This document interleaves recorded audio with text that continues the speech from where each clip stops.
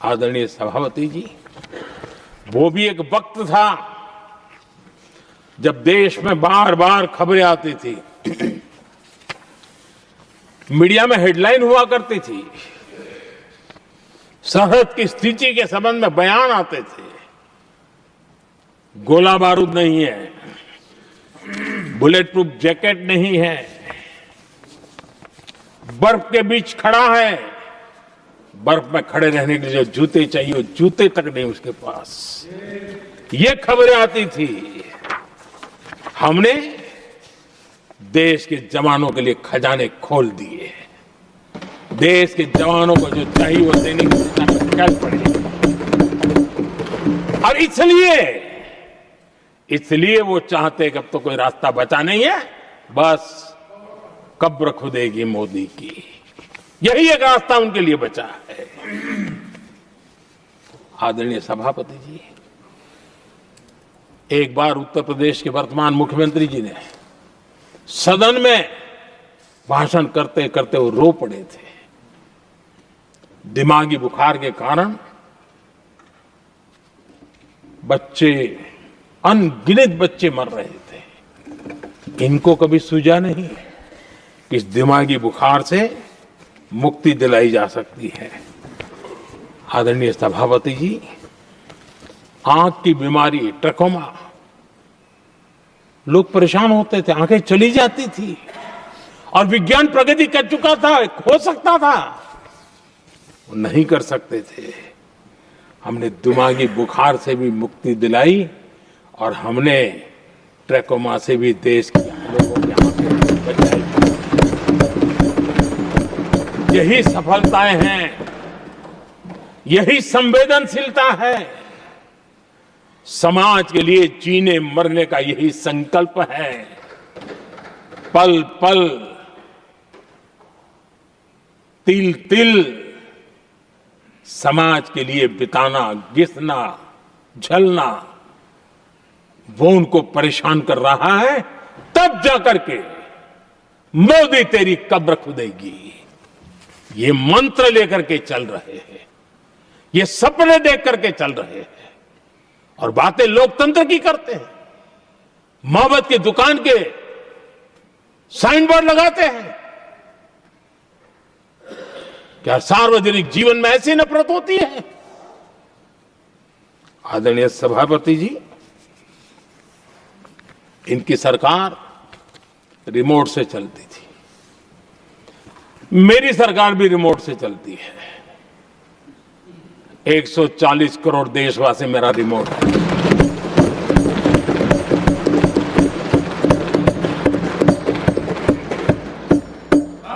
एक 140 करोड़ देशवासियों के सपने, 140 करोड़ देशवासियों की आकांक्षाएं, देश के नौजवानों के संकल्प, इनके लिए हम जीते हैं, इनके लिए सरकार चलाते हैं।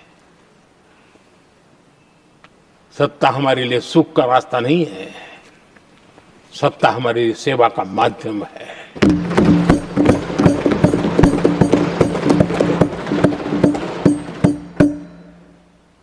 मुद्रा योजना, लाखों करोड़ों की मदद मिली, स्वरोजगार को बल दिया। कांग्रेस ने कभी स्टार्टअप कल्चर को प्रमोट ही नहीं किया। कुछ सैकड़ों में स्टार्टअप बेचारे अपने, उनको पता भी नहीं था। और इनका तो हाल ये है आदरणीय सभापति जी, अपने घर के स्टार्टअप को भी वो लिफ्ट नहीं कर पा रहे।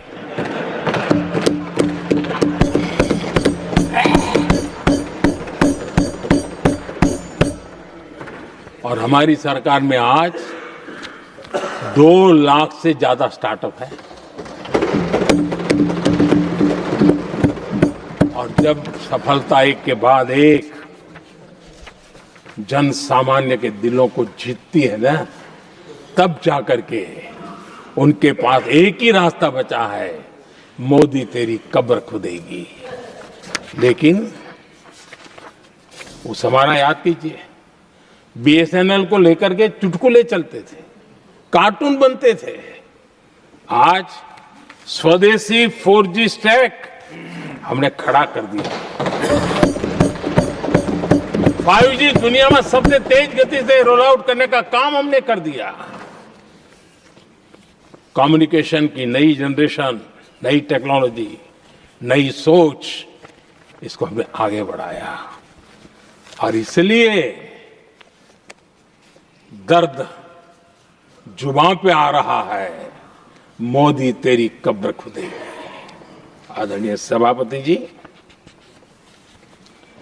गरीब की सेवा ये मेरा सौभाग्य है। 4 करोड़ गरीबों को पक्के घर देना मैं जीवन में सुकून मानता हूं। बिजली, पानी, गैस का सिलेंडर, टॉयलेट की सुविधा, मुझे लगता है कि हाँ, परमात्मा ने मुझे सही दिशा में काम करने की प्रेरणा दी है। पहली बार गांव की महिला गर्व से कह रही है, हाँ मैं लखपति दीदी बनी हूं, तो दूसरी कह रही है इस साल तक मैं लखपति दीदी बन जाऊंगी। जो बन गई है उनको जब पूछता हूं, नहीं बोले साहब अब तो करोड़पति के लिए सोच रहे हैं। ये जो मिजाज बदला है, जो आत्मविश्वास बढ़ा है, और ऐसे देश के कोटि कोटि जनों के आशीर्वाद जिस इंसान पर हो, कोटि कोटि माताओं बहनों का जिस पर रक्षा कवच हो, नारे कितने ही लगा लो, कब्र तुम नहीं खोद पाओगे। ये देश की शक्ति, आशीर्वाद रूपी कवच, माताओं बहनों का मेरे प्रति जो भाव रहा है, जिस श्रद्धा भाव से मैंने माताओं बहनों की सेवा करने का काम किया है, जिनको कोई पूछता नहीं था उसको मोदी पूजाता है। यही करना है, और ये आशीर्वाद ही है जो इनको चूभते हैं, और इसलिए कब्र खोदना चाहते हैं। आदरणीय सभापति जी, चोरी करना जिनका पुश्तैनी धंधा है, जिन्होंने एक गुजराती की सरनेम भी चुरा ली,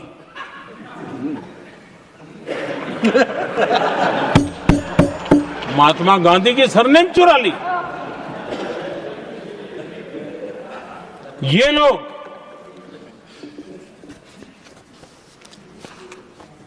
और देश की जनता इतनी समझदार, ऐसी ऐसी पटक देती है, ऐसी पटक देती है तो लोगों को। आदरणीय सभापति जी, हम एक विकसित भारत का सपना लेकर के चले, और आज वो सपना देश के लोगों की ऊर्जा के कारण संकल्प में बदल चुका है। आज कहीं पर भी जाइए, हर कोई ये कहता है कि 2047 तक विकसित भारत बनना है, और मैं हैरान हूं, कुछ हमारे साथी सदन में इतने निराशावादी, इतने जमीन से कटे हुए लोग, बदलती हुई दुनिया से अनभिज्ञ लोग, पता नहीं क्या बोल रहे हैं। वो कहते हैं हम मोदी अभी 2047 की क्या बोल रहा है, 2047 किसने देगा है? हमारे देश के लिए, आजादी के लिए जो लड़ते थे, जो फांसी के तख्त पर चढ़ जाते थे, जो लाठियां खाते थे, गोलियां खाते थे, जो काला पानी की सजा के लिए अंडमान निकोबार की सेल्यूलर जेल में जिंदगी बिता देते थे, लक्षाओं नौजवान अपने पढ़ाई का, भविष्य का सोचे बिना, कोई परवाह किए बिना सिर्फ देश के लिए सोचने के लिए निकल पड़े थे। क्या उन्होंने कभी ये सोचा होता कि यार हमारे कालखंड में तो आजादी मिलेगी नहीं, कि मैं क्यों करूं? तो क्या देश कभी आजाद होता? ये इतने निराशावादी लोग